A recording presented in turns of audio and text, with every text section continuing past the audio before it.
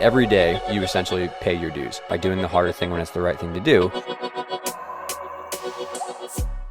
Alrighty, Sarah, how are you? I'm great. How are you? I'm doing wonderful. First of all, as we just said before, thank you for the early morning shift on your side of the fence. I greatly appreciate your time.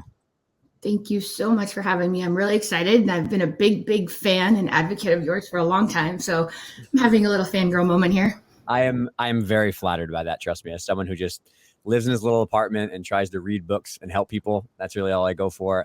I'm super flattered to have someone of your caliber on and to chat about a lot of things I think will help people, which is really what the podcast is all about. So I'm jealous of Ascend's crew, and I'm happy that I've gotten the trifecta completed. First with Brett, and then with Kale, and now with you. It's like the whole circle has come around.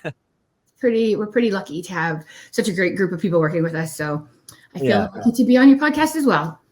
I mean, I'm going to jump right into that question. Like, what are you guys doing in Seattle? Is there like a secret gold mine? Are you guys bribing people? What do we have to do to make more gyms that have these superstar staffs like you guys have? Oh my gosh. Well, if we're bribing people with good culture and great ownership and beautiful location, then I guess, yes, we're bribing people. Yeah. But no, in this case, all the ducks kind of just fell into a row. Kale and I knew each other from California originally, and he moved out to the Pacific Northwest first. And then we had an opportunity. My husband had a job thing, and we had an opportunity to move. And we actually tried to work together in the beginning, and we couldn't find a position for two kind of high-level coaches all at one time. Sure. And so it didn't work out. And so we were kind of rivals again.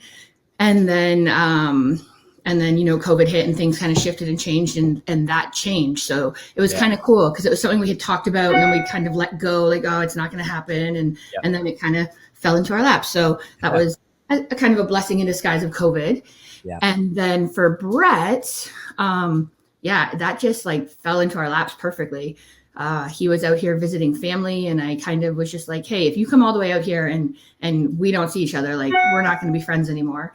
And so we had dinner, and then magically that turned into a job. So that just like, it wasn't even on the table. And then now he works here. So it worked out really, really well. It's absolutely amazing. You guys are just an all-star crew, and there's so many things I want to dig into to chat about. And I think that it looks on the outside like you guys have it all worked out. You have high-level gymnastics. People are happy. It's going well. I'm sure behind the scenes, you guys have your own disputes and issues, as you talked about on Nick's podcast, but it's not like, I don't think that the utopian dream is avoidance of cultural problems and injuries and problems and frustrating comments. It's the ability to handle them with grace and with poise and professionalism. And I think that's really the goal people should strive for. Not like you walk into the gym and it's puppies and rainbows and no one's ever hurt. It's that you're willing to have these kind of disagreements and conversations. So that's my perspective looking outside in. But would you agree with that? Would you say it's not like that? Or is there something different?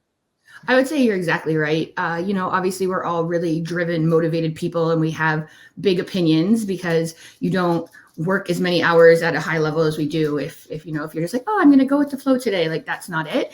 Yeah. So it's definitely being able to have the tough conversations or ask like I'm struggling. Like, what do you see? Sure. What am I missing? And being able to do that, Brett and I, obviously we carpool, so we get a lot of time to do that. But even with Kale, he'll be like, what do you see with this? Or like, he walked over the other day and he saw something, and I was like, oh, like, why did I not see that, and made a quick change, and now the kids' routine is so much better. So just being able to listen to everybody and trust their expertise and know that everything's coming from the right spot. We all have the same end goal. Nobody's trying to be the best or bring me down or whatever. We're all just trying to do what's best for the kids. And so you have to just, in that moment, put yourself aside and be like, what's best for the kid? Listen to the team. That includes at our location, that includes Lauren and Chris as well. And just really be collaborative and really just put yourself aside. What's best for the kid? Yeah. And I'm sure that happens in practice all the time, right? Somebody looks across the gym and sees something on a side station, or even sees you coaching someone like, have you thought about, like, I don't know if this tap is right, or even Brett could look over and be like, maybe the hand matter. I don't know. I'm just like making examples up. But like in the moment, it's the ability to not be defensive when somebody gives you that feedback. And again, if you guys all know behind the scenes, it's about what's best for the athlete's journey. And as a reflection of that is what's best for you as coaches, because you're happier at the gym every day. I think that's really where people sometimes hit a fork in the road, because they get instantly defensive and reflexively like, What do you mean? I don't know what I'm talking about, especially between lower and higher level coaches or between older and younger coaches. I get so many DMs from people about like, I'm open to new ideas and I'm open to change, but this person just refuses to hear a different way. It's still old school. It's still hardcore punishment as conditioning. It's still more reps, more reps, more reps. And it's like, I think that's where people get in a lot of headaches because they don't have that open kind of psychological safety net to work with in their gym. And so do you guys work on that? Do you talk about it? Is it just you guys are just awesome people and it happens to work? Like what makes that kind of vibe? Because in many gyms I can think I've been to, somebody brings up that point and you're like, oh my God, this is awkward. Someone's yelling now. I think a big thing is that all of us, including Lauren and Brent, we were part of developmental camp under Valeri. Yep. And Valeri kind of in those camps started this whole less is more, quality over quantity, and also the collaboration. What I think the best thing that came out of developmental camp is the group of people that you can go to with questions and concerns and stuff. And so we all kind of grew up to the higher levels in that system where you weren't the be all end all. You asked for help. You did whatever. And so I think that makes us more open to doing that, right? Like it's not our way or the highway. It's, today we're going to learn about this and today we're going to learn about that. And so I think that was a huge, huge benefit that maybe a lot of people don't realize was one of the best things to come out of that, honestly, is this whole generation of super collaborative coaches willing to learn and excited to learn. Yeah. So I think for like me, Kale, Lauren, Brett, we came through that. And so that's just kind of our mindset. Like today we're going to learn something new. Today we're going to like, okay, there's a better way to do it. Valeri would always say, I made these mistakes so you don't have to. Like don't do what I did because that wasn't necessarily it. And so we all have that mindset. And then within our own program, our lower level staff is so willing to learn and so excited to learn and so appreciative every day. Like I feel very, very fortunate that they've bought in so hard to this is what we're going to do now. And this is how we're going to do it. So I haven't had to face too much of that, but I would say if you're facing it, lead by example. Right. Lead by example, because the kids that work with you are going to be happier and they're going to be healthier and they're going to work harder for you and they're going to love coming into the gym. You're going to get those hand-drawn cards every day, and they're going to look, those other coaches are going to look over and be like, well, what's happening over there? And then you can revisit that conversation, right? Kids that are happy and excited to come to gym are going to thrive way more than these kids that are scared and burnt out and probably overtrained and hurt. Yeah.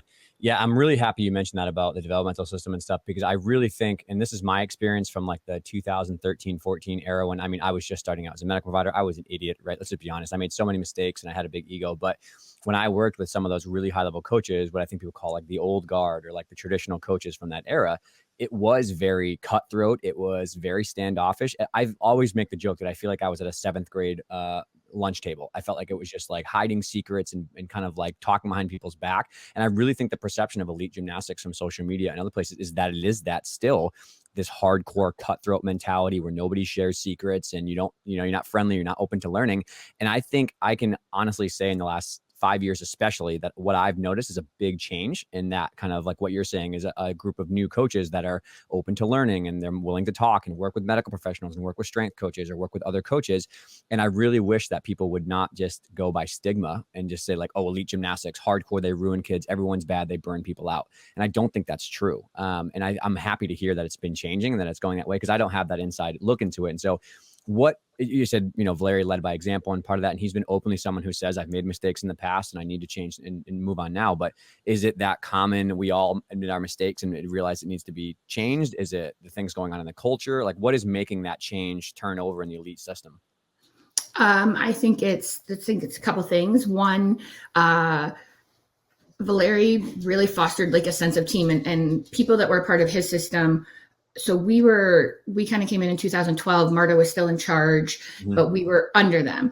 And he really fostered us as like a team. Like you are the next group, you are the next generation. Every day we would sit down at lunch and have like an hour lecture on technique and this and that. And we just really coaches bonded together and we would hear like, oh, it's not like that at the next camp. Like at the next camp, like no one's going to be friends and they'll pretend to be your friend. And we were like, I don't know. I think we just decided like we're not going to be like that. Like that's not fun. That's not enjoyable.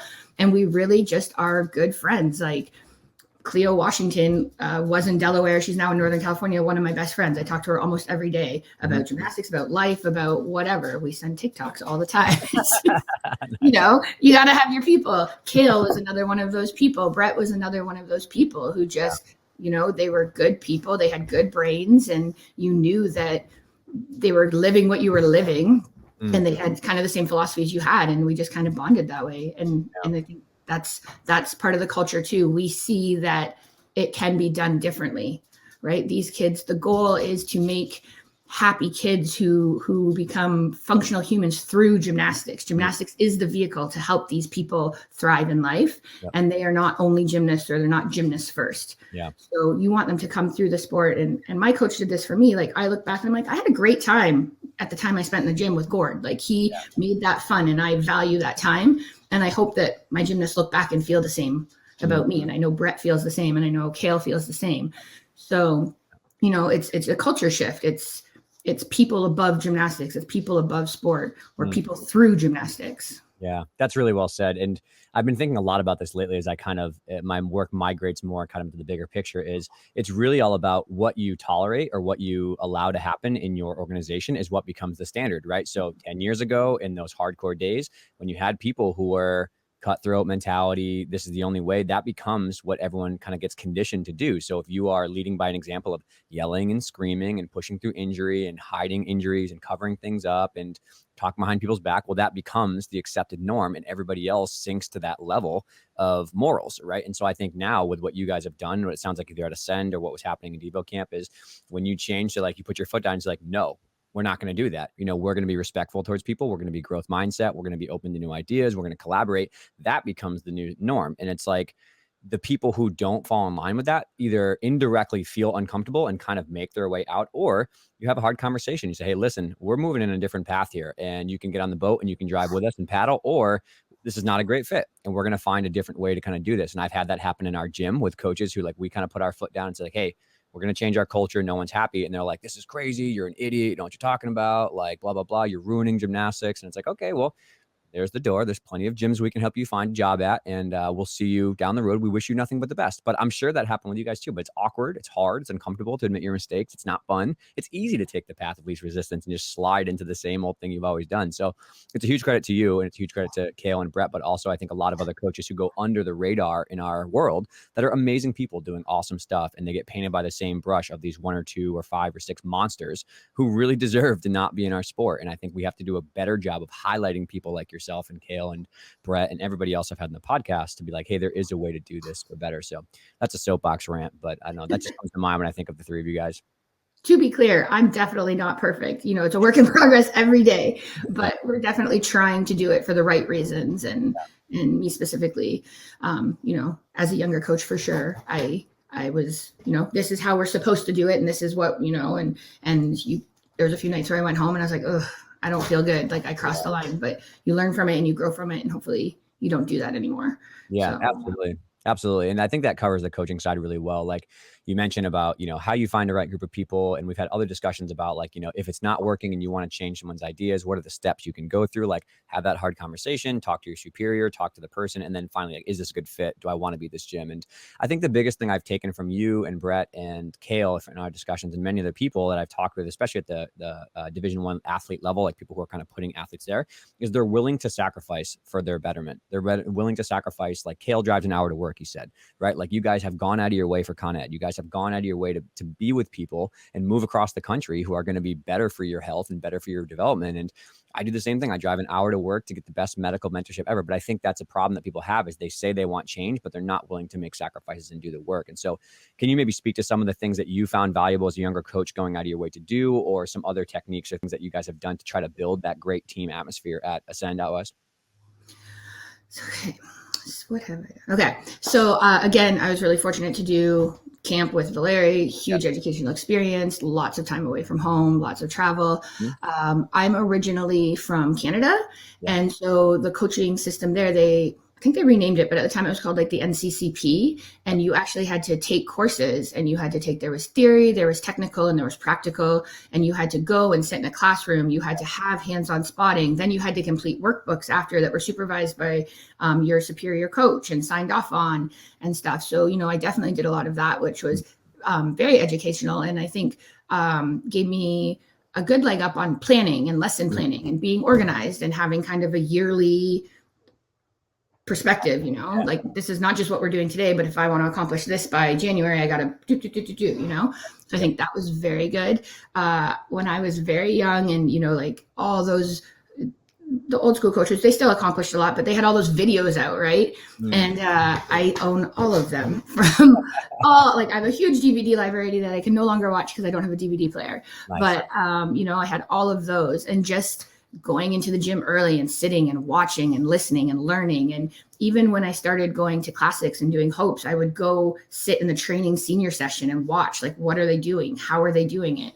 And just always trying to ask the more experienced people questions. There was never a dumb question. Like, why are you doing this? How are you doing this? What is your logic in that? Yep. And sometimes you got a really good answer, and sometimes you got a, well, that's just the way it is answer. And so, and that was good to hear too. I asked a really high level coach who was pretty well regarded. She had one kid who taps above the bar and one kid that tapped below the bar. And I was like, hey, can you explain to me like why you have them doing different taps? Like, I'm curious. And she's like, they just learned it that way. I was like, all right, well, if it's good enough for her sometimes to just let it go, then maybe it's, pick your battle type thing. But even that was interesting. Yeah, that's great. That's a great perspective. And I guess a follow-up question that comes to mind is you've obviously seen the entire landscape of education in Canada, but then now in the US. I think this is a big focal point of Catalysm for Change, which is like really overhauling some of the educational systems we have here in the States. I mean, I have said this before. I feel as though a dual hands-on mentorship and also academic classwork is almost should be mandatory in the States for like a credentialing. If you had a magic wand and you were like, oop, you could redo the educational system, like what would you like to see in place? Because thankfully, this is like not a blowing my own trumpet, but like we have the eyes and ears on the podcast of many NGBs and people in those positions. And I think they're asking this question about like, okay, post Tokyo, post Olympic quad, we're going to make some overhaul changes. And I'm trying to ask people like yourself who've been there, what would be ideal for you if you were a new coach starting over in the educational side of things? I definitely think that having some mandatory education on the, like we do safe sport, but it's not super involved. There's no question answer. You don't really get feedback, right? I think getting feedback is super key. I think we need to have something from one, it weeds out some people, right? If you've got to do that extra step and put in the time and learn things, then you're more likely to be doing things for the right reasons. Right. So I think one, it's like a good barrier, a good next step. Two, there's just, I feel really strongly in my ability to teach a flick lay on the beam. Yep. Am I a sports psychologist? No, I'm getting better. I need to have education on that, or education on where to send my athletes when they're struggling with something like this. Right.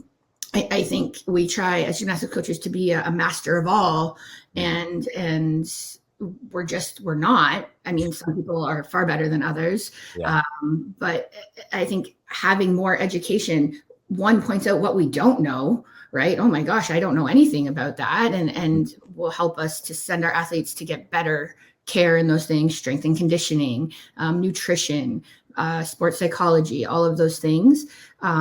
It's a safety buffer. What would that look like? That's a really big question, right? Canada's such a small population. And I was listening to Cecile's podcast, and theirs is even more in depth, but France is such a small population. Right. I think, thanks again to COVID, we're all more proficient on Zoom. So you could definitely do online classes to make it more feasible.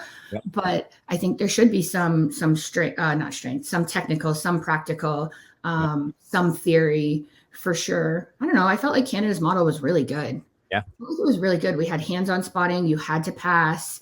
You had to take your theory test. You had to be supervised. You had to do hours in the gym. You had to, what did they call them? Practice teach or something. You had to this is how I'm going to teach a straddle back, right? And you had to, this is step one. My kid walks in the gym on day one, and then this is how we're going to get there. And it just showed that you had a real understanding of fundamentals and progressions and safety. And I thought it was great.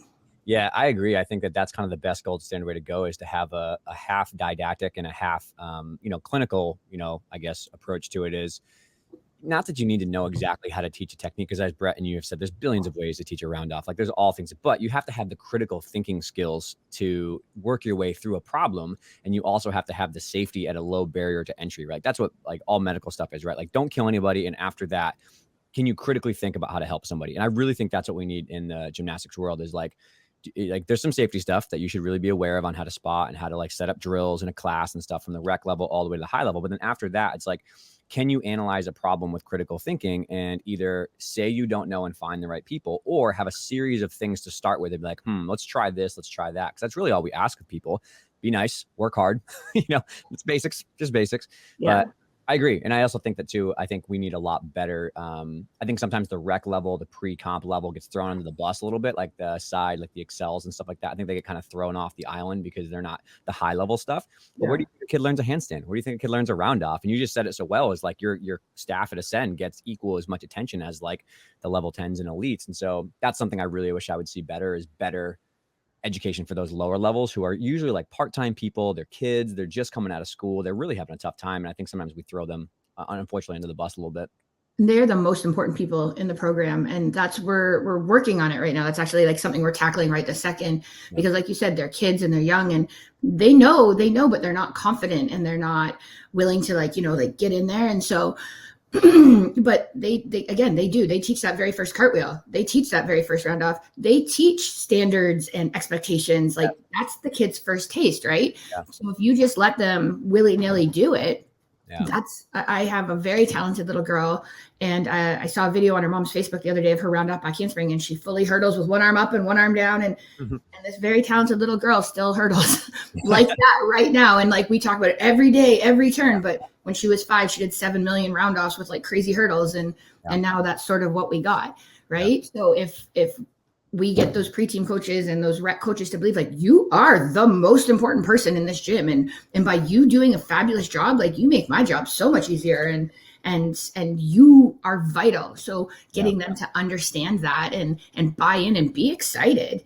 And I worked with a guy, I'm from Canada, and I worked under a man, and he was very big on basics, and he really gave me my love for basics and clean lines and and I essentially coached pre-team for him. But he really put in my head that these meticulous things are going to lead to greatness. And so I attribute that to him. That was, his name is Dan Glendon, and he works in Ontario, but he really fostered that in me. And so I hope that we can get that into our pre-team coaches' heads and our rec coaches' heads, because ultimately, especially kids doing recreational gymnastics, right? They're there to do locomotion, confidence, balance, working in a group, following instructions. So teaching them those things with a level of expertise, or I can't think of the word, but it's a standard a standard, right? Like you're going to do it to this standard. That's only going to make them better at every other sport they do after recreational gymnastics. Right. So we're not doing them a disservice. We're not just preparing them for competitive gymnastics. That's life, right? We do things with this expectation. We do that in all sports. So yeah, absolutely. And I think the other thing, and I really want to have a conversation with you about this, because it's something I think on the surface, technical problems are really cultural or, root level issues and like communication and stuff like that. And you see somebody who is not doing a great free up hand or clear up hand, and you trial that back. It's like, okay, well, they're not maybe doing the drills well. They're not strong enough. They don't have enough flexibility. Okay. They don't really put enough effort into the strength and stuff. Okay. They don't want to talk about their injury. Like it goes way down the layers of like communication. And I think that's another skill set we really need to teach young coaches is how do you handle conversation and conflict, and how do you deal with someone who is maybe not motivated or is not really in line with the cultural standards? Like, how do you have uncomfortable conversations in a professional and respectful way? Because I think when we don't have those conversations, they go into the rug, and they explode down the road. So I've noticed that a lot, that the more you teach people communication skills about how do you deal with kids that are not motivated, how do you deal with kids that are, maybe not coming to practice or don't want to put their effort into strength, or maybe talking in the chalk bucket instead of doing drills, the more you can give them tools and strategies. Just like when you see a bad Yurchenko, like how can you think critically about how to fix that? I think if we do more effort on the communication style stuff and problem solving for coaches, there'll be less frustrations, less yelling, less resorting to hard methods and stuff like that. So my thoughts, but I don't know, do you feel the same way? Do you disagree? No, I fully agree. And with the higher level coaches, again, it's easier, right? We're older, we've got more experience. I feel very confident to go up and talk to someone and say, this is why, this is what, this is whatever, whether it be to an athlete or another coach. With our younger coaches, again, they don't have that confidence. And if they see me walking over, they're probably like, oh, darn, I'm right. So there's literally a saying in the gym, and it's, what would Coach Sarah like? And literally all I like right now is straight legs and pointed toes. So, but like when I walk by, they say like WWCSL, and I'm like, oh man. So, but yeah, I agree, like teaching them. But I think, again, COVID year's been so weird. So we're trying to make this big change coming off the heels of COVID, and we haven't had a lot of time in the gym with our people, but our plan is to have a meeting with them and just kind of say that, like, if you don't know, ask. If you're unsure, ask. Like, there's no bad questions. And the only way to get better is to ask and use the resources around you. And you guys have a lot of resources. So let's get on that. So that's our next plan. We were literally in the car talking about it, is we're going to have a meeting with our developmental staff and our preteen staff and kind of go through that and hope that they can feel like they can, ask and get the questions they need and the answers they need.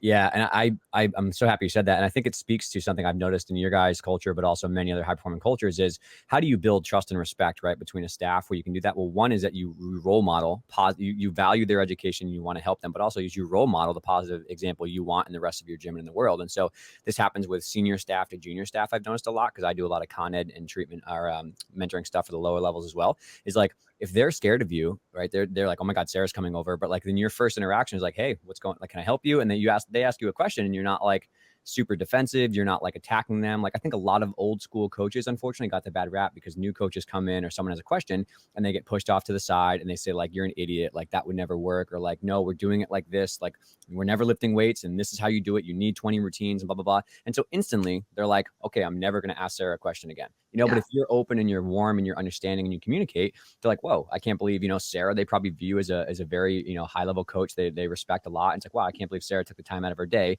to teach me how to do a backward roll handstand really, really well, or how to do a handstand drill on the side. And I think that trickles down to the athletes a lot, because the athlete, that first time they come to you and they're like, hey, my back kind of hurts. Or like, I'm really terrified of doing a flick lay. If you're like, keep working on it, like, you're fine, don't worry about it. Or you brush them off as like, just get over it, just go for it. Like, the gymnast is never going to come up to you and have the opportunity to say like, they don't trust you anymore. They don't trust you at all. So the more you build those little micro events, it comes all the way down. Like, the head coach of JC Phelps? And is that who it is at your gym? At our gym, we don't have a head coach. No, who's the team? Who runs the entire? Brent Phelps. Brent Phelps. Yeah. So when you go to Brent respects you and cares about what you're saying. And then when the coaches come to you, you respect what they're saying. When the kids come to those coaches, they respect you. And it trickles all the way down the funnel as a positive leadership. And so that's been the biggest thing I've seen in your guys' culture, and that I think I value in a lot of other people. But it's really about how you treat those one-on-one 5-minute conversations, those 2-minute conversations, that passing, hey, how was your day? Like, little stuff like that gets to the bigger one when it's like, I'm terrified to compete. I don't think I can vault. And you're like, okay, let's just scratch. No big deal. Or like, oh, you got it. You can do it. Like, that's where trust is banked. So again, a rant, but I think I see that in all three of you, and I respect that a lot. I think that's a great description of what goes on in our program day to day. I think that's pretty accurate. Good. I'm glad.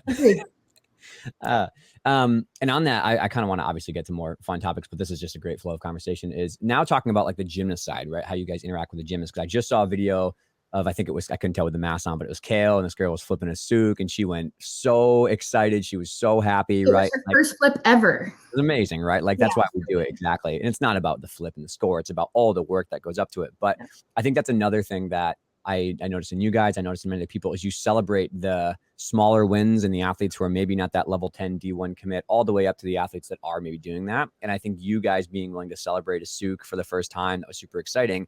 Many people might have looked at that and kind of scoffed at it, like, oh, it's just a souk, like whatever, it's not that high level. But Kale going nuts and being excited, like, I think that's just so important for people to realize, is that you can celebrate those small wins. So like, what are there things that you guys consciously work on as a staff to try to promote those things with the athletes, the work ethic, the side stations, the boring, the long days, the basics I talked about with Brett? Like, what are you guys doing to try to foster more out of the athletes? So a big tenet of our program is that we want to reward the small things, right? If you only reward, yes, you did this huge skill and you made it, then gymnastics is hard. There's going to be so many times where it's not that. So you have to reward you made a great correction. Wow, your effort is above and beyond. You are being so responsive and looking me in the eye when you're talking. Wow, you really have tight, beautiful legs today. And we talk about that with our staff all the time. you have to reward all those little things. And that's going to make the kids excited, A, to do all those little things, Sure. and B, to be excited to be in the gym, because those huge wins are far and few between, right? Especially the older you get as a gymnast, you've got your skill set, you're set. There's not a lot of like big eureka moments anymore. Yeah. You know, so for this little girl who landed her Souk, like that was such an amazing moment. And someone in her past had told her that she was never going to flip a vault in her life, and all of this. And great positivity. And so, you know, she just comes to gym every day and works her butt off with the biggest grin. And we went to this meet, and she hadn't flipped it yet this year, and she just rocked it. And it was like, that is why you coach gymnastics. Like that kid left on cloud nine. She felt like $1 million. You know, she was like, oh, I accomplished this thing. And that is why you coach gymnastics, because you want kids to find that feeling. And so we help them find that feeling by rewarding all those little things in between. Some nonsense thing. This is Brett's thing. It's state meet in a week. And so he bought 1,052 mints. And every time a kid does something even remotely okay, you throw them a mint. You say, oh, that was mint condition. Oh, that was an improved mint. That was an accomplished mint. And so now these kids are like jumping to the moon to try and get mints. We have this one little girl, and she was like, I'm going to get a mint on all 4 events. And she like lit it up yesterday. Her legs were straight. Like it was so good. You know, so just silly stuff like that to break up the monotony and have some fun with them. In the summer, we do the Summer Olympics, and we divide them into nonsense countries, and they get points for hard effort, or maybe you moved the mat, or you cleaned up a piece of trash and we saw it, or whatever, just to, you know, make them have some pride and work as a team. And so, yeah. And the other thing we've been doing a lot is really enforcing the team this year, reinforcing that we're a team and we're doing this for the team, and you work hard for your team. And that's been bringing a lot of success and a lot of fun and a lot of camaraderie with the girls. Yeah, that's awesome, especially in such a hard year like this when you really need, you know, some support struts to lean against at times. And you mentioned something that you mentioned before, but I want to bring up again, is it also is like you guys are rewarding making good humans. It is not about only gymnastics, right? You guys care about, wow, you were so respectful, you're looking me in the eye, and like you're working so hard and like that kind of stuff. And I really think those two things get switched often. I think a mistake that I've seen a lot of coaches make is they chase the gymnast before they chase the human level stuff. And so by you guys talking about being a good teammate and being respectful and being caring and working hard and stuff, like you're building good people to go out into the world after gymnastics, whether that's tomorrow or in 10 years, like it doesn't really matter. And so I think that people could really take that away, is maybe put more time and more value on, you know, rewarding some of the effort and the human level things, and not just barking about technique and corrections and drills all the time. And I think the more you do that, the athletes feel heard. They feel like they can talk to you. They feel as though, you know, that's an important part of your culture as well. But then you have to model that. You have to be a good person yourself. It's like a shocking novel concept, but if you're not taking care of yourself and you're not acting in a way that shows you value those things, people see right through that. They see right through that, especially kids who are like hawks, right? So again, just another thing I value about you guys. Oh, thanks. Yeah, that's definitely very, very important to us. And gymnastics is, again, you're going to fall off the beam. Like it's going to happen. And if your whole self-worth, or you think your coach only cares about you because you're staying on the balance beam that day, then you're going to take that fall way harder than if you come off and the coach is like, wow, you really tried. I saw you fight, like good effort, you know, we'll get it next day. They're going to listen to you and hear you, versus go home and cry all night because they fell off the beam. Exactly. Yeah. And so before we move on, we're going to spend a lot of time on this on beam, because you're an expert there and I want to pull it all out. But so how do we help coaches who are dealing with maybe the athlete who is not exactly the most productive and the most focused at practice as they should be? Let's put that in the PR version. What are you guys doing at your gym when you have those athletes who are just like chalk bucket, or are just like it's not happening that day? You know, what would you give for advice there? Yeah. You know, obviously have a conversation with the athlete and like what's going on. Usually there's a reason if they're hanging out in the chalk bucket. I don't think kids want to be upsetting us or want to not be working hard. So it's fear, or I'm bad at this, or Susie's being mean to me, or whatever it is. So first you have the conversation, right? Like what's going on? You try to get to the bottom of it. If that doesn't work, then you try to make a more structured lesson. Okay, so we go from spot A to spot B to spot B and then you can get some chalk, and then you do the whole cycle again, right? You take away the opportunity for that to happen. And then if that doesn't work, then you just super reward the kids that are doing what you want, right? Like you keep, I love how quick Sally's moving. I love how quick Rainbow's going, you know, good job. And then when you catch the person who's the chalkmonger doing something great, you reward that too, right? You try to catch them doing what you like, and you give them praise for that. And then they're like, oh, that feels way better than Sarah giving me dirty looks because I'm in the chalk again. Like, right. So again, just trying to set them up for success, set up the lesson in such a way that there isn't really an opportunity to be hanging in the chalk. And I've also had really good success with like tracking workouts. Sometimes they don't realize how long they're in the chalk. Yeah. Right? Sometimes they're in there and they're probably thinking about, okay, I'm going to straighten my arms and I'm going to lean forward and I'm going to whatever. And so if you say like, hey, you only did 2 full routines, and they're like, no way. And you're like, no way. Like sometimes that just is like a reality check for them. Sure. Yeah. Again, there are times I can, I think Lindsay, I was talking to Lindsay about this, and she was saying like, there's times when the high level gymnastics, you think a lot. You should be taking time between turns to really critically think about what you're doing. And I think we do a disservice sometimes to athletes to being like, okay, you have 3 seconds to get to the next session, the next one. And you don't give them a second to pause and be like, what was the correction? What do I need to change? And I think sometimes we're the one making it unproductive because the pace is blistering and nobody can keep up, and nobody can think through a correction. And so there's a balance there, right? Between standing around and pondering on philosophy of life, right? And then like actually being productive to a point where it's meaningful. But, and it leads to the next conversation, which always comes up when I talk with people, is I think people struggle so hard right now to find the balance between high-level aspirations and goals at a young age in training hours, and safety, health, long-term wellness, all that kind of stuff. And you've been someone who has multiple athletes at the elite level at Nasty Lucan Cup recently, and US championships in the past, and multiple scholarships, stuff like that. So how are you able to maybe strike that balance where you can train at a low level? Because I believe in training high-level gymnastics at a young age. I think it's important, which people I think mistake me for. But how do you do that in a way that's like, okay, I got a 10-year-old right now who is like a firecracker, and we might be looking at a 10-15 year career, and also like mixing in like, all right, college is also barking in my ear. Like, what do you guys, because I don't have that experience, I've always said that, but what are you guys doing to try to navigate those waters?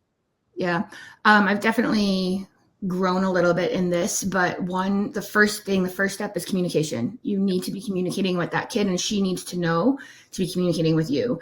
And if there's any, and I think I got this from you every day we go in, how's your body today? How are you feeling? Right? If I have a little hip today, then we're not going to kick and we're not going to leap today. And that's okay, because you're 10 and you have 700 years left to leap, right?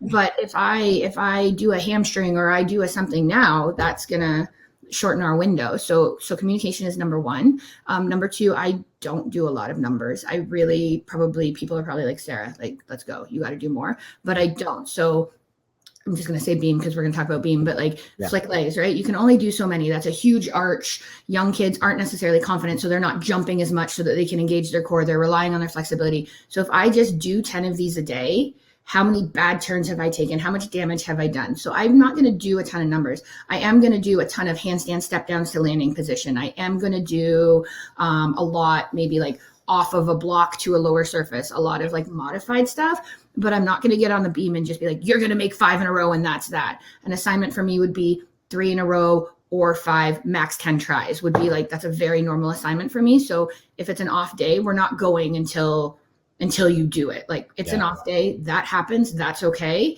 And we're going to come back at it tomorrow. And I'm going to look at why weren't we making these? What can we address to change it?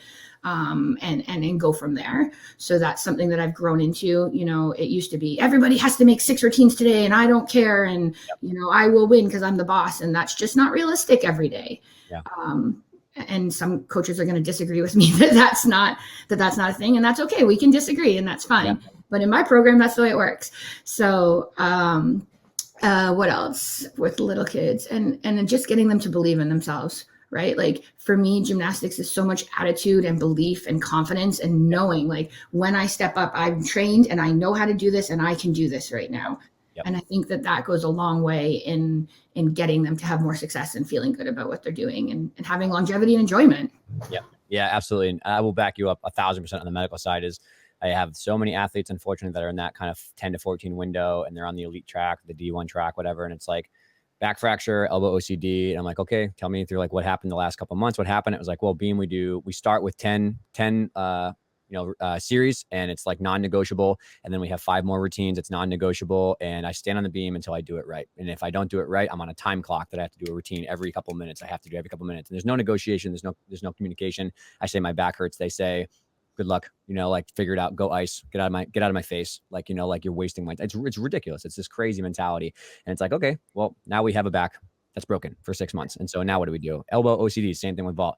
You do 15 vaults, no matter what, every day, all the side stations. Don't come talk to me until we fix your technique. Like, it's your problem. Figure it out. And it's like, I will tell you, I probably treated 100 gymnasts in the last year for a variant of that discussion for an overuse injury. So to hear someone like yourself say that, like, no, it's quality over quantity, and like there's a communication style, is hopefully an inspiration to many young coaches or coaches who are like realizing this is not the best method, that like there is another way that can be sustainable and productive. Productive is really also a big key. We don't have to sacrifice performance for, having some leeway here.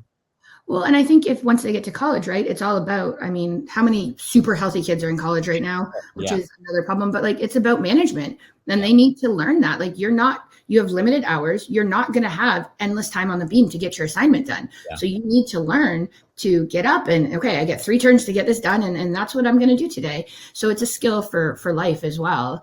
And they do, we obviously have some kids that have some injuries, and we work around them every day. And one girl gets 3 series a day. Like, you make them or you don't, but you get 3, and that's what you get. And she's learning to make those 3 count. And so they will grow into it. But if I let her do more, like, will she do more? Yeah, she'll do more. If I let her do more, will she be able to compete for us this year? Yeah. Probably not, right? And again, it's person through gymnastics. So yes, I want you to rock it, and yes, I want you to be a 9'5" and all that, but I need you to be able to walk when you're 30 and have kids and have an active lifestyle and all of those things. So yeah, and as do we. We have injuries, we work around them. Like, we have struggles, and we still struggle with strength conditioning. Like, I get it, man. Like, I'm still in the trenches with people, so I understand. And the next thing that logically goes to is also like this concept of college, and this concept of needing to be looked at when you're 13, 14 and stuff like that. How do you navigate those waters? Again, something I don't have experience with is kind of that whole recruiting side. And I think the complaint I hear from parents on the medical side or on the consulting side is like, okay, why are you pushing so hard? She's 12. We have a lot of time to go here. She's 13. Like, yes, but college. Yes, but letters. Yes, but this. Yes, but Sally in the other gym is doing this. Yes, but this girl on this team is getting a letter from blah, blah, blah. And it's like, how do you, the college recruiting problem is a whole different ball of wax, but from your angle, how are you approaching that, like 12 to 15 recruiting? How are you talking to parents about colleges and high level goals, or even elite, high level goals like that? Yeah. I think the age change for college has been great. Yeah. So, in the beginning, when I first started having kids coming up, we had like 5th graders getting letters from college, and like, I was like, they don't even know their address. Like, right. Like, they're not ready for this, but it was fun for them and a motivator, and it was fun for the program and all of that stuff. But, and I remember Caitlin Smith, in going into 9th grade, out of 9th grade into 8th grade, had offers. And the one school was like, I will not name names, but they were like, take as much time as you want. Like, no rush. You're in 8th grade. And we were like, yeah. And then they came back and they were like, well, actually, we need a decision like today. And like, what's going on? And so she didn't choose that program because she was like, well, that's bad vibes. And good for her and good for her mom. And she still got a D1 scholarship, and it was all fine. Still real early, but, so there was definitely pressure. So this wait now has been really good, because those late bloomers get a little more time to get there. And it's been really good, because we can tell our parents, like, you don't need to rush. You can't even talk to these people until, is it after your sophomore year? You can't even talk to them, and they can't offer you till after your junior year, right? Yeah. So we have like a couple 23s right now who are uncommitted, and they probably, in the past, I would have been freaking out, like, oh my gosh, they're uncommitted, there's going to be nothing left. And we're getting lots of chatter from schools and stuff. So I think that's been really, really positive. But the way that I explain it to the parents is, look, your daughter's 10 years old. If we move at this pace to here, she's going to be a 6-year level 10. Like, that's a lot of very high level gymnastics. She will be fine. And just breaking it down for them that way. And if you do it, sometimes they're like, oh, I didn't look at it like that. And so just really showing them an actual timeline. The other thing in terms of elite and going super, super early, if you look at a lot of the most successful kids who last and have been around, they come out late. Yep. Allie Raceman came out late. Gage comes out late, right? Grace McCallum came out late. And there's a few like Suni, she was on the scene really early, right? And she's fab. Morgan had an elbow injury, came out when she was 14, I think, right? So if you look at these kids that kind of make it to the end, they come out late. And I think that speaks volumes. And they, we have this discussion a lot, like what is the right way? But they learn to compete. They go through the JO system, the compete skills they're confident with. They learn to be good. They learn to win. Those are learned skills for some kids. It's not inherent. Yep. And then they go try their foot in elite. And at that age, they love it. They've got it, right? When they're 10 and they're little and they weigh 35 pounds, they can do anything, but maybe they're going to be 5'9". Maybe they're going to have, some kind of crazy knee thing that you don't know about. But once you put a kid on that path, it's really hard to kind of backpedal and be like, maybe that's not the path for you. Yeah. Yeah. And also too, something that I think you said earlier was just having a plan. Like you just said, laying out what was going to happen if we take path A or path B or path C, and having a plan about, like, this is what I've learned from Nick so well, is like, there are a billion ways to train gingers and full ins and flick lays and stuff from a young age safely, with drills and with development and with shaping and with quality numbers, but the right amount, and soft services. Like, there's a billion ways to use the equipment we have to make them successful. So, like, do you need to do a full on hard at 12 years old? Like, do you really need to compete that, or can you wait till 14? Like, are you going to lose your spot? Are you going to lose your shot with a college just because you didn't do your full at 12? No, of course you're not going to. Absolutely not. It takes the coach's poise. It takes the parent's stomach to not look in the shininess of Instagram and TikTok and, like, just put your blinders on a little bit. But if you have a plan, you follow that plan. There's nothing better than that, like, 14-year-old, like, where the hell did this girl come from? Like, what's she been eating? Where's she been hiding? Because she's amazing. You know what I mean? Like, I love that story of someone who just really puts the brakes on a little bit, and then they come out smoking hot at like 14, 15 and just take over the world. It's my favorite thing in the entire world.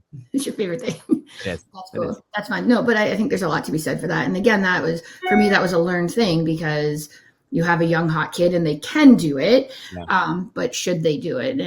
And so as a young coach at a new gym, it was definitely harder to stand up for that. Yeah. I definitely have less problems doing it now. Yeah. But it's I think Jade Carey, another one, right?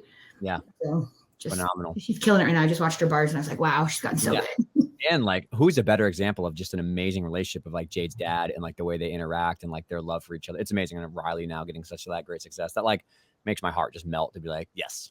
Yeah. This is how it can be done. Exactly. It can not only can it be done, it's better. Yeah. Right? Like, let's get this out of our mind that it's not a good path to go on this later development, this, like, loving coach mentality, this relationship. Like, it's better in the long run for their performance and their health to do this. You do not need to be this hardcore dictatorship, win at all costs kind of stuff. I think it actually undermines kids' performance. And it's not fun. You come home from work every day feeling like, ugh. Yeah. Like it's not a good feeling to be like that hard dictator every day. I don't know. It's not fun. I agree. I've lived through that, and I've had many long nights, sleepless nights of, like, I just don't feel good. This feels icky. I don't feel like this is not authentic to me. I want to be nice. I want to be an uplifting person. And 99.9% of people want that as well. And the 0.01% that are monsters is like, that's a bigger NGB role to be like, you, sir, you, ma'am, have to go. Like, you're not welcome here at this party anymore. Let's give the people what they want. Let's talk about Beam. I'm going to admit from the gate that I've done a terrible job of getting proper Beam content because of my experience and knowledge and technical stuff like that. So let's kind of dive into it in terms of I guess where to start is, what do you think are like basics and foundations of what do you need to do at a lower level first to be successful on Beam, those like rec kids, those compulsory kids, those kind of pre-teamers, and then we'll kind of get away into the fun stuff. Basics. Our feet are never turned in, right? They need to know, like, this is my feet go this way because I want to stay straight on the beam. Vision. Carol Angela Orchard preaches this all day long. They need to see the beam. You would never drive your car with your eyes closed. Like, why are you going to hurtle your body down this little tiny thing with your eyes closed? Yeah. So vision. I'm still fighting vision. And belief. You can do it. Like, Beam is easy. Coach Brett's always like, it's like walking on a sidewalk. I'm like, what sidewalks are you walking on, buddy? But like, right. It gives them a different perspective. We went to a meet and we told our kids the beam, it was a test beam and it was 5 inches wide. I don't know why these kids believed us, but these kids believed us and they all stayed on. They're like, yeah, it was 5 inches, but it was just their perception that like, it was a fat beam. Total true story, guys. So getting them to believe that Beam is easy and Beam is fun and that is the big thing, because if you do beam timid, you're going to be doing floor. So you got to, I like footwork, vision, key skills, handstands, being able to like lever in and out, but I like it on a bent leg because you're never going to land on a locked knee. You're never going to go into your aerials on a locked knee. Proper landing mechanics off the beam, and a lot of one-legged stabilization thing, right? If you're bending your knee and your knee's tracking like this, add a switch leg to that, you're coming off and or getting hurt. You land your flick leg, you're coming off and or getting hurt. So a lot of that stuff with the little ones. Yeah, that's amazing. And again, do you do those more in, because I know I've said this example many times, it's like herding cats, right? With little kids trying to get them to like follow a complex or following a station, stuff like that. Do you do these in coach leads a group through lines? Do this as everyone's on the floor first? Do you do this as one person goes at a time while everybody watches? Like, how do you approach maybe those lower levels where attention span is less than optimal? Less than optimal. I always have one spotted station. So that's like the key station that we're trying to hone in on. Circuits. I like circuits. Parents like to see their kids moving. They're paying gymnastics for fitness, right? So as little line sitting as possible. Usually we'll sit down, show the spotted station. And then the other ones are kind of like floof stations, right? Like if you mess it up, it's not going to be the end of the world for me, especially at those lower levels. We're going to jump and stick in a hoop, whatever. We're going to hop over bean bags. And then this station is going to be the one where I'm going to be like, nope, your foot's turning, nope, whatever. Yeah. So that's how I would do it. Always a hands-on station with the little ones. They don't feel their body. They don't know what they're doing. They don't know what you're saying half the time.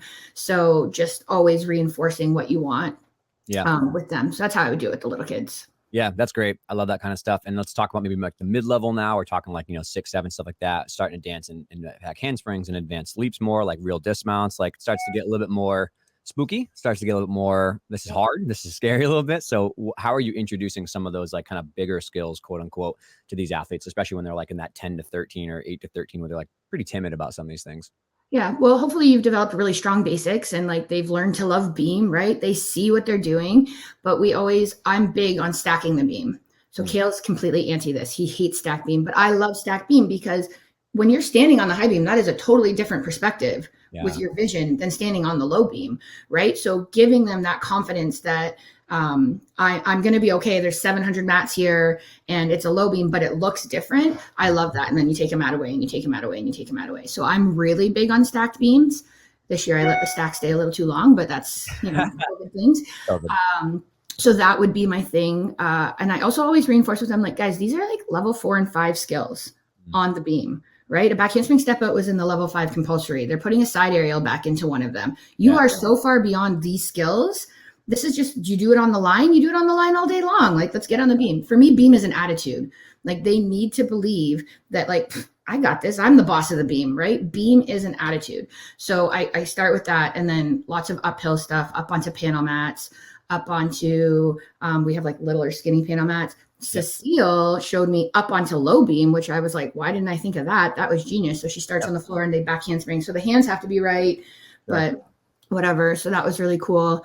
And again, so you're going to do, let's say we're working flick, right? You're going to do your flick. You had a wobble or your foot was turned in. Then you're going to do a handstand step down to the correct landing shape that I want to reinforce that. You can do it with a little, a little speed, a little zhuzh, but I don't want another back handspring because we're already doing a lot of back handsprings. Yeah.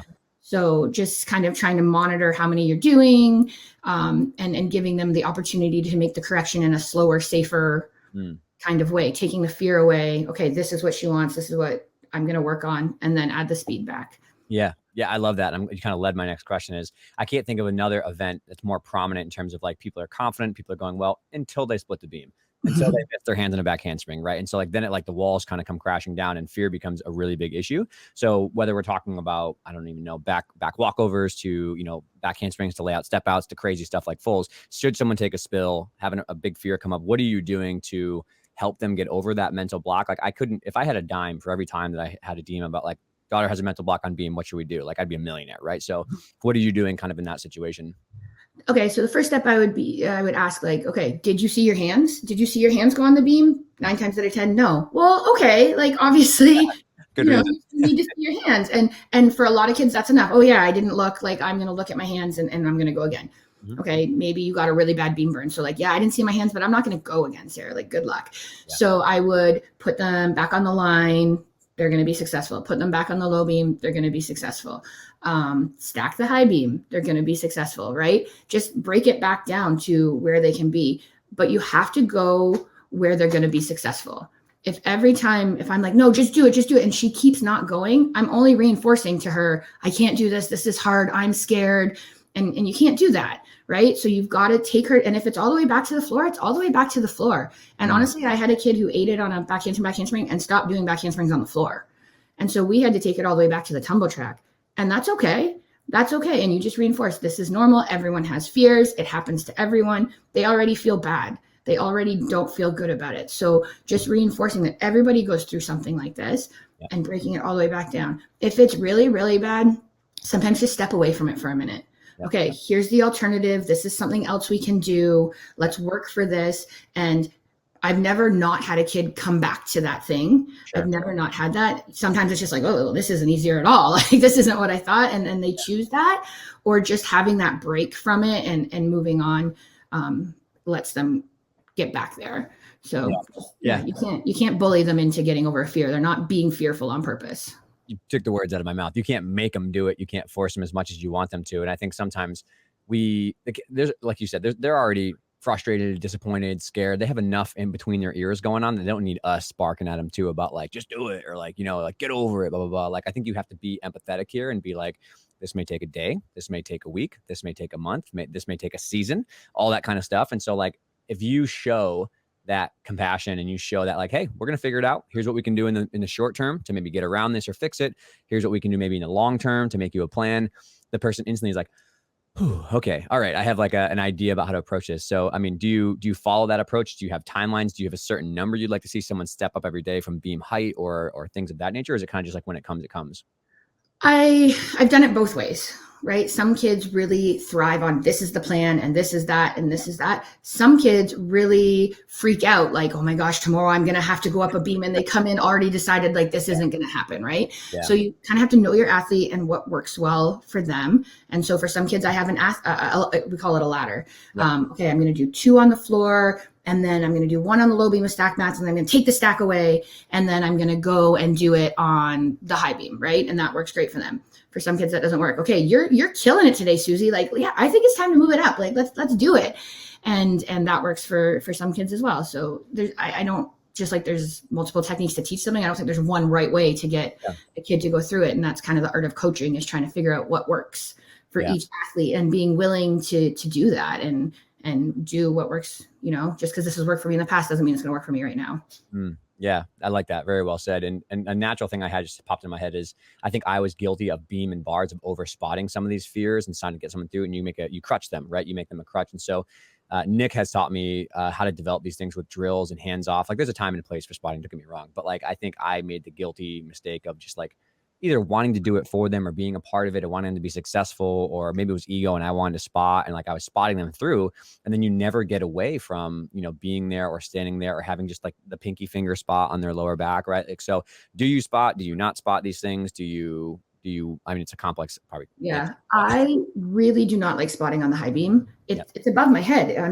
I don't really actually have control of you, right? Like, if anything, I'm pulling you off the beam. So I really do not like spotting on the high beam.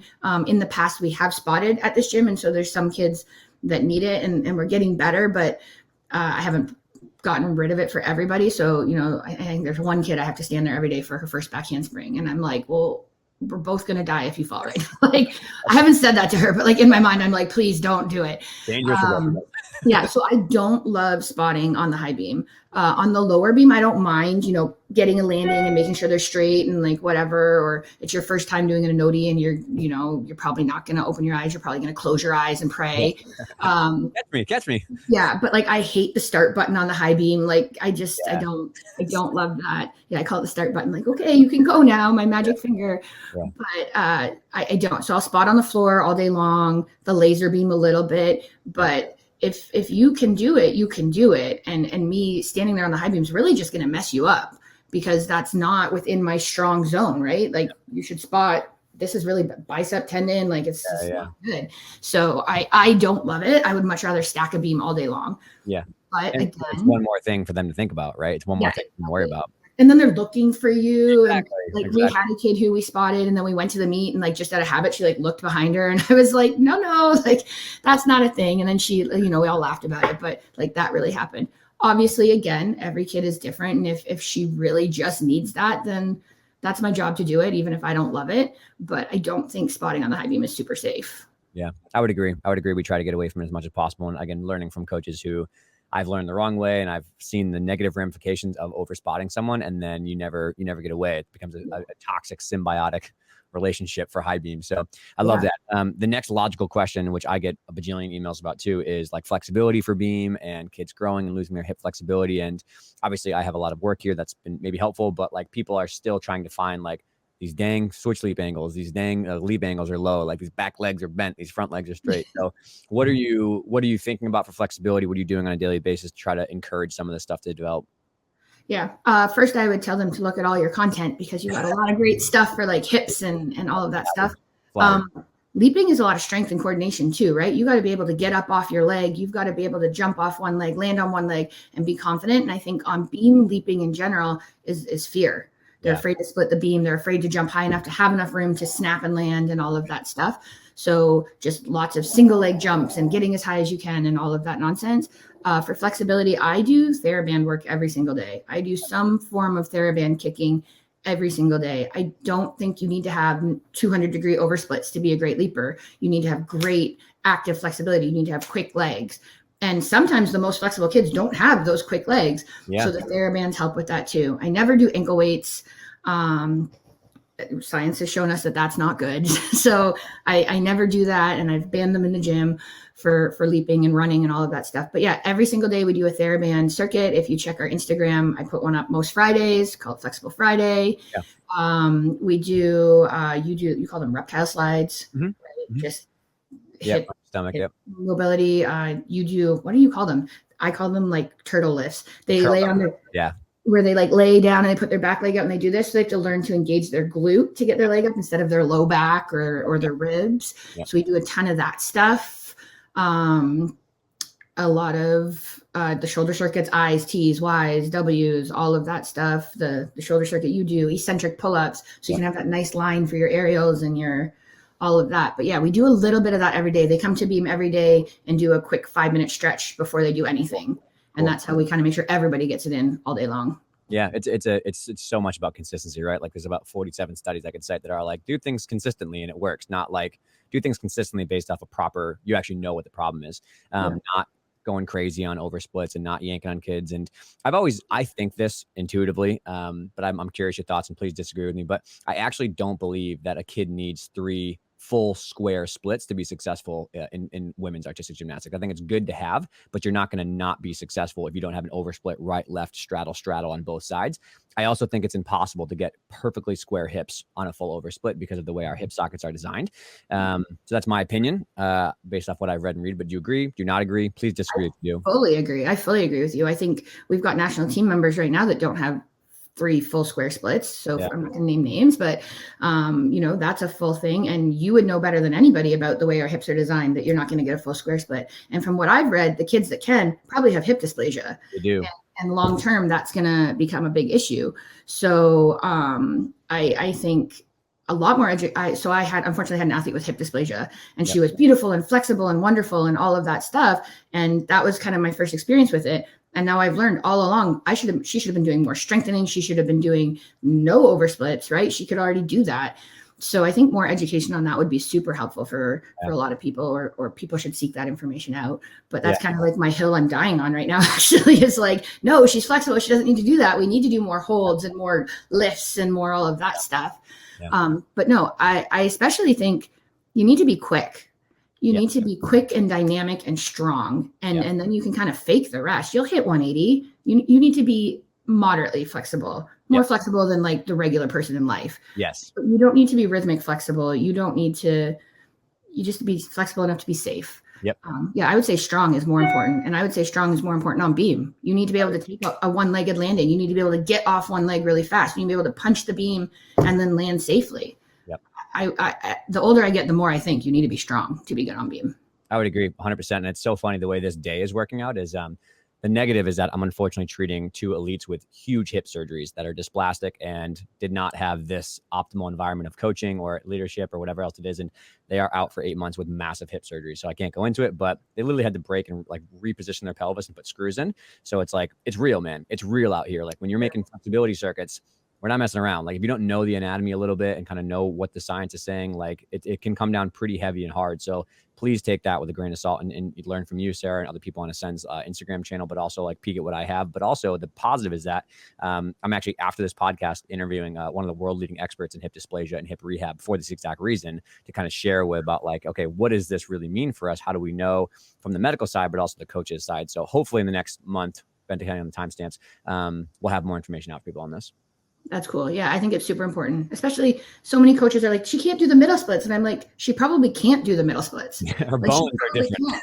Like you can sit on her all you want, but like that's her bones. Like she can't do the middle splits. So I wish parents would buy more into the screening stuff too, right? Like you can go get that checked and we can find out if that's a real thing. I can only guess. I don't have x-ray eyes, but it's crazy to me because like that middle split example is I had an athlete who came to me in a one-time consult, 2 other doctors, 2 other surgeons, whatever else it is, just didn't have a middle split. And like, there's a very simple test to figure that out via x-rays and via Craig's test. It took me 11 minutes in the clinic. I was like, don't do straddle splits. Like switch sleep, your heart out, switch ring, your heart out. Like you got plenty of motion this way. And she's like, oh, that's it. I was like, yeah, that's it. That's it. Just open that book of 47 different leaps and find something else that works. And hip pain gone like in a couple months after like some rehab and stuff. But you can, I think that's another frustrating point. I see frustration on both sides. Medical providers need to do a better job of learning gymnastics and actually having these things and understanding what's going on, because I've seen a lot of people, unfortunately, just not really care about gymnasts, cheerleaders, dancers, ballet, and they treat it like normal, patients. But then on the other side, coaches need to value and invest in screening services and medical services and find someone who, like I take 2 to 3 full days per year and screen all my athletes, but like pay $500 for someone to come in for a week and screen your athletes and make a prehab program, or say like, this girl's shoulders are never going to open. This poor girl has amazing hip flexibility, but her back is going to be a little bit funky. So like you can work with people to find these things. And I feel like the more we do that collaboratively, again, back to the beginning of this podcast, the athlete is what's most important. It's not about who knows what and whose ego is bruised because they don't know the science. It's not about a medical provider knowing how to teach your Chankos. It's about working together for what's best for the athlete. Yeah, exactly. And now let's go to the real fun stuff. Let's talk about high level beam. So now we have the kids that are 8, 9, 10 elite and they want to work, all the crazy stuff, all the fun stuff. So I personally take the opinion that like quality matters even more on these, because these are real high risk and they're real high force and stuff like that. So when we're talking about like long beam series, triple series, big dismounts, double back, stuff like that, advanced leaps and jumps, how do you approach starting these skills? And then we'll talk about next, how do we approach maybe competing these skills?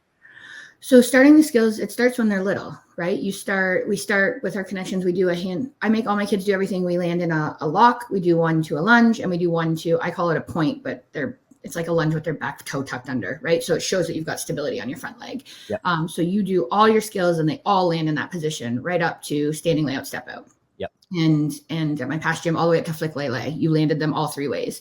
And being able to land any skill in any of those ways allows you the versatility to connect and combine vision, right? I see my second foot land before I start chucking this next skill, because a lot of kids will throw and go and then they buckle and they crash. So, but you just start it when you're really young. Okay, we can do our back handspring now. Now we're going to do a handstand back handspring. And then that progresses to a back walk over back handspring, which then progresses to a back handspring. So just all along, it's always just been like a game of add-on and in hopes that they're just like, oh, this is just the next phase. It's not, oh my gosh, and now I'm doing my this, right? Yeah. This is just what we do. But again, lots on the floor, on the line, on the low beam, on the stacked beams. And again, it's just level 5 skills. It's level 5 skills on the beam until you get to Arabians and standing fulls and stuff. Yeah. But even those are level 7 skills. You do a full twist in level 7, right? To compete them, they need to show a really good level of mastery in the gym. You never want to compete a skill that she might make it, because if I'm thinking she might make it, she's thinking I'm going to fall. Yeah. She's thinking that she needs to be hitting that like all the time, not 100%, nothing's 100%, and showing such confidence. And we don't have days where like, oh, I don't want to do this today. Like she needs to show me she wants to do it. And, I have a girl here who has competed flick lay and front aerial and side aerial and double back and all the leaps and jumps in the whole world. And she just wouldn't hit beam. Or if she did hit beam, that's all you could say. Like, okay, you stayed on, right? We made it. Yeah, we were alive. So you just pulled everything out of her routine, and she's doing a flick lay, 1 aerial, and a double twist dismount, and a switch leap and a split jump, and she's getting so confident, and she's up there, and she thinks she's good at beam, and she thrives. So again, setting these kids up for success, And once you've mastered this routine, then we're going to add a little challenge in. And then we're going to add a little challenge. We don't just throw the whole book at them. And I think too, having a big pocket of skills at home, right? Oh, I can do this and this and this and this and this, but I'm only competing this, gives you a level of confidence too. Like, I'm way better than what I'm doing right now. Like, this is easy. This is my easy routine. Again, beam is an attitude. So they got to believe that they're going to walk up and stay on the beam. Yeah. And you took the words out of my mouth, right? Because I think a lot of kids on beam have it in the gym and they do really well, but it becomes wobble factory when they get to the events. Like, it's really intimidating, really hard. And then they wobble, they bobble, they fall. And then it's really like the blink of an eye, it's all over really fast. And so I love that concept of like watering down slightly to be like watering down to gain confidence. Like, I think that's just such a huge thing a lot of coaches miss. And that's what, Brett had a highlight of saying on bars and Kale was mentioning on vault, like just pull it back a little bit, just like give them a barrier to entry that's super successful for them. Like, there's nothing better than hitting a beautiful, clean bar routine or a beautiful, clean bar beam routine, right? Because that kid comes back in the gym and they're like, yeah, man, I crushed that meet. Like, it wasn't wake up the morning of the meet and be like, oh my God, I can't wait for the third rotation to be over because beam's coming. Like it's hard sometimes to get kids through that. And I think a lot of times we expect too much of them. We expect too much difficulty, too much perfection, too much poise at all times, when it's like, this is hard, man. This is really hard. So it is hard. I think too, some of the little kids, like the hotshot kids, they're good on beam because they're light and they're flexible and their feet are littler, right? So they can do a lot of things, but they don't have that brain body awareness yet. They don't, they're doing it because you told them to do it. They're doing it because they physically can do it, but they don't fully get it at younger ages, right? And I think one, that leads to more falls and scary things. And so we just need to be more patient with them. But two, they're not going to be consistent because they don't fully get it. Right. So I think there needs to be a skill. And Brett uses this term all the time, skill maturity, right? Like, if you haven't nailed your flick lay in competition XYZ times, then we probably should be doing a flick lay. If you wobble every single time on that basic skill, we're not ready for that more advanced skill. So yeah, just setting them up for success, letting them feel good. It's wonderful. Yeah, I love it. And I guess rounding out this conversation on beam is, I think beam requires a very unique strength and specific strength, but whether it's shaping, whether it's calf work, whether it's balance, like you said, with single leg. So are there, maybe on the strength side first, and then we'll go drills down the road, but like strength wise, are there things that you're like trying to make sure get into the daily, weekly program for calf, hips, core, shaping? Like, what kind of things are you like, we need this for beam? Yeah, I don't do too much shaping on beam. I'm pretty meticulous about it for bars, so hopefully it translates over a little bit. I do a ton of releve work, a ton of single leg, like not a pistol, but like we do like half pistols kind of, where they just lightly touch, because a lot of kids don't have the strength to be going all the way down and all the way up, right? Or the ankle flexibility. Yeah, exactly. A lot of ankle flexibility, actually, a lot of stretching, reverse toe raises where they stand on their heels and like lift their toes. I do a ton of, they stand on one leg bent and they do an L and then they lever all the way to a T with a bent bottom leg, but staying completely square. Like most kids will pop a hip. So like keeping it, that's very challenging on both legs, and a lot of just single leg jumping, quick takeoffs, quick plyos. And then in the mirror, landing, is my knee tracking straight, single leg, double leg, all of that stuff. Just trying to get it all in. It's hard to get it all in, but it really is. Yeah. Which is why the planning is so important, right? Like, you got to think about these things beforehand. And then how about more on like the drill warm up complex side? Is it like the level 8s do this every day, or is it rotate through complexes you work on for beam warm ups? Is it always kind of a fluid thing? It depends on the time of year, but like right now our complex is, I don't do like a lot of walking and kicking. So they come in and they do a quick stretch, a quick static stretch. And then we do some kind of Thera-Band kicking situation. And then a complex for me would be like we do handstand, cartwheel, walk over. If you do walkovers, not everyone does them. Double down back handsprings. Then you do round offs, and then we do series, aerials, whatever. And so whatever level you're in, you just follow that complex until you've hit your level. And then whatever the next thing is, you go do a drill for that upgrade. And then right now it's routines. So then we break into routines after that, but it's 3, and it's 1 to lock, 1 to lunge, 1 to point, of all of those skills. And that's our complex right now. In the summer, it's more, would you like walks and like releves and turns and all that, but it's season right now and we have big groups and little time. So we got to get to it. Exactly. Yeah. And then finishing up beam is dismounts. Are you a fan of like dismounts to pit? I mean, COVID aside, right? Dismounts to pit, dismounts to soft. Are you doing timers off the regular beam? Like, is it all low beam work to gain confidence in the impact? Like the foot slip scare is real when you get to the higher levels. We have, so we don't really have a soft beam landing right now, which is not super ideal. And we did, and we gave it up to get a tumble strip into soft, which was more important, more poundy. We have a beam circuit. So they will do, on the floor, we do round off, hands on the floor, feet on the panel mat. The little kids just do it a punch. The big girls do it to a flip, to a stick. Then we do it off the laser beam onto soft mats. Then they do it on the low beam just to a rebound. Then we have a high beam with like a resi that's beam height set up. The little kids will just do to straight jump. The really little kids do like cartwheel straight jump. The bigger kids do round off straight jump. The high level kids do layout. If you're a double backer, then we add an 8 and a cheese and you're doing a tuck to your back. Then you go to the next beam and you just do like a round off layout or tuck, whatever, rebound. If you're little, you're doing a cartwheel. And they just do that circuit 3 to 5 times a day. Yep. And then off the vault, they'll do like handstand, step down, whatever their dismount is, and working on the landings and stuff. So that's kind of what we do. Yeah. And I'm sure this varies by season, but are you in more like today's a dismount day, today's a series day, or is it like it rotates based on what you need in the summer? Like you're mixing it and mingling it, or is like one focus? Like how do you change that? In the summer, we definitely have a dismount day. It's usually like 2 times a week because I leave dismounts to the end and I need to be better with that because it's a big part. And then in the summer, I try not to do like series and like front aerials on the same day because that's a lot of arching. So we do that. And then there's usually a leap day in the summer. But now that it's season, obviously it's routines most day and games to try and make routines less monotonous and stuff like that. Yeah. So. That's great.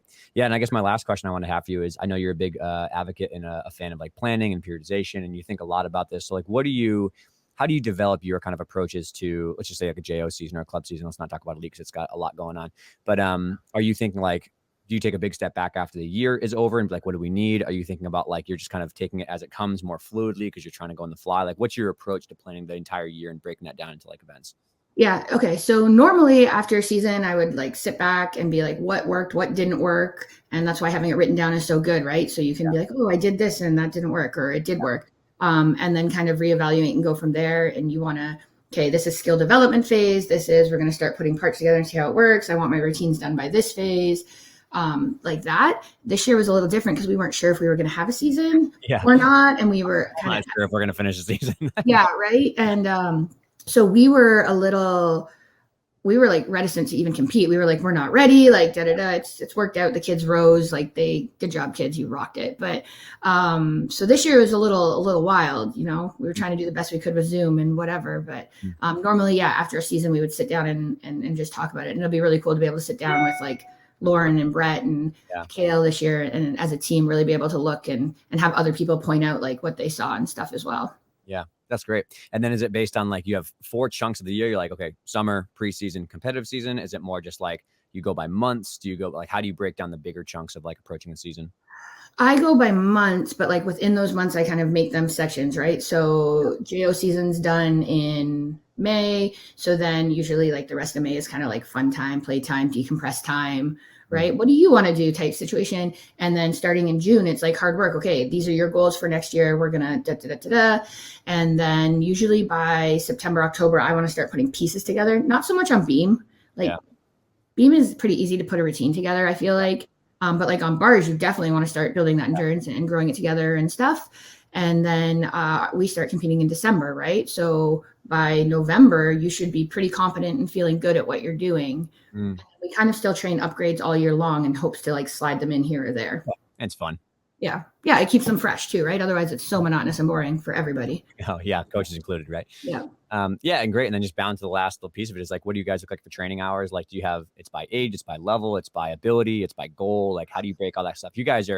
You and Lindsay and some other people have really changed my mind about like, we can do higher probably than expected training hours and volume safely. Cause I think you guys are such wizards with how you plan and stuff, but just generally speaking, how do you approach the hours per week?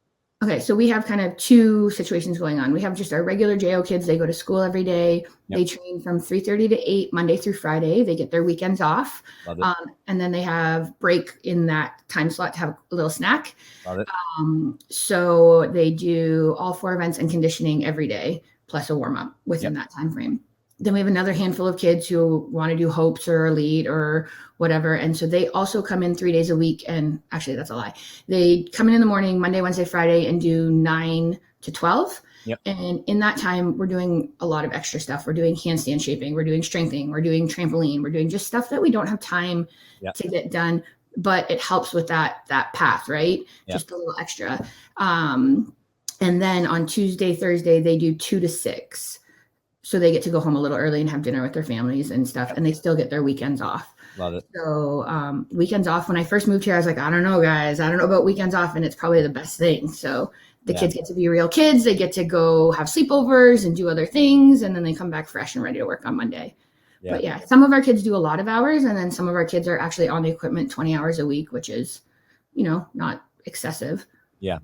And I think too, it's like I think this training hours concept goes back and forth. I used to be, when I was younger, I read too much science, too much literature. I was like kind of in the pendulum on one side. I was like, this is crazy, too much hours. But then my pendulum went the other way, which is like, there's good people like you and like Nick who can do 20, 25 hours really, really well with great quality, great communication, the tramp, the prehab, the flexibility, the basics, the handstands. Like you can really get a lot out of 25 hours if you're treating the kids well and you're not just beating on them for, hard landing and stuff like that. Like the quality over quantity turns, like what Lindsay was talking to me about, which is like 45 minutes of thinking through turns and really being critical and specific drills for specific problems is a completely different volume of an hour on beam versus like do 10 routines and then do 5 series and then go do these drills. Go back and talk to me when you're done. That's totally different. I've seen some kids get trashed with 15 hours and I've seen some kids do phenomenally well with 25 hours. And so I think the takeaway lesson here is that to a degree, I think the number matters when they're little, like 8 to 12. Like we gotta be really careful about how much we stack on them when they're young. But like the quality and the communication and your planning and your lessons and your collaboration is massively important if you want to help these kids be successful with these training hours. Right. I think 2 things. Lindsay's fabulous. Good job, Lindsay. I love you. But it's like, how many turns are you taking within there, right? So if we're doing 20 hours, but our groups are 12 kids and you have 2 sets of bars, right, they're not taking a ton of reps, which is not, obviously we're doing side stations or whatever, and that's not actually our situation. But, it's easy to say that. But if everyone's doing 3 routines. So I think that has to be weighed in a little bit too, is the logistics of your workout. Totally. And then communicating and being open. We had a little girl and she was doing our morning workouts and we could just see she was burning out. Like it wasn't it. And so we just, we sat down with the kid, we sat down with the parents and we talked to her and she was like, yeah, it's a lot of hard work. And we were like, all right, thanks for your honesty. And you know what? She's not doing those hours anymore. And she knows that she walks in and says hi every day. She knows it's not a bad thing. It's not a punishment. It just wasn't good for her. Sure. And like good on her parents for not being like, no, you have to do it, right? Listening to their daughter and following it. And we were like, this is showing burnout signs and she's young and we don't want that. We want to get to this picture. So let's just modify this now and handle it. So again, it's the communication and being willing to listen to your athletes and paying attention to your athletes and what's going to work for them. Yeah. I had another girl last year. She's at college now. She did 9 hours a week as a level 10. That's what her body could handle. She came in the morning, so she was able to get more turns. But that's what her body could handle. She competed all around at her last meet as a senior after coming back from some injuries. And we just had to be really smart and methodical about what she did. Great. So again, the art of coaching, what is best for the athlete. Yeah. And your proactiveness to be empathetic and think about, I want you to be at home for your family dinner. I want you to have your weekend so you can recover. I want to be communicating about it. Like if you have this wonderful party you've been looking forward to with your friends, like, yes, take this day off, go have fun. We'll see you on Monday. Like those little things go so far. And where I see this breakdown, especially at the higher level elite, that kind of goal is it's my way or the highway. It's like, these are the hours, you show up, you get them done. Here's the morning schedule. Figure out school, figure out your family, don't take vacations. Good luck. Like it's really that hardcore in some places, not all places. And I think that's where just like you erode a childhood and it's really dangerous. Yeah. It's adults don't function like that, right? Everybody needs a vacation. Everybody has to take time off. The European countries, they take weeks off of gym, right? It's not how we function. Yep. And so, they're young and they've got energy or whatever, but they're still people. Yep. First. And so I think they're going to come back way happier. Now if we're leading the week into championships and you think you're going to go to a birthday party, exactly. I'm not going to be so chill about that. Right. Like let's be honest, but, overall, if I want to go to a birthday party, then I got to let these kids go to a birthday party. Yeah. I don't really go to birthday parties, but some people do. And that's fine. Coach's hour. You want to go to coach's hour? Coach's hour. Yeah. It's got to be balanced. It's got to be balanced. The majority of these kids are not going to the Olympics. The majority of these kids are just here because they love gymnastics. And so how can we help them facilitate loving the sport longer and feeling so good about it? And then being contributing members to gymnastics when they're done. Right. And saying good things and helping build our programs. So. Yep. Coming back to the gym, wanting to coach, wanting to hang out. I love that. That's my favorite part of when the college kids come back and visit and all that kind of stuff. Yeah. It's really cool. It's really cool. Well, Sarah, this was an amazing conversation. An hour and a half absolutely flew by. I could talk to you for hours. Thank you so much. Just thank you for everything you're doing. Thank you for being a positive role model in the sport with you and Brett and Kale and what you guys are doing. I think we need more groups of people like yourself and other gyms that are a shining light to look at and to follow in a world that is very chaotic and very stressful right now for our sport. So thank you.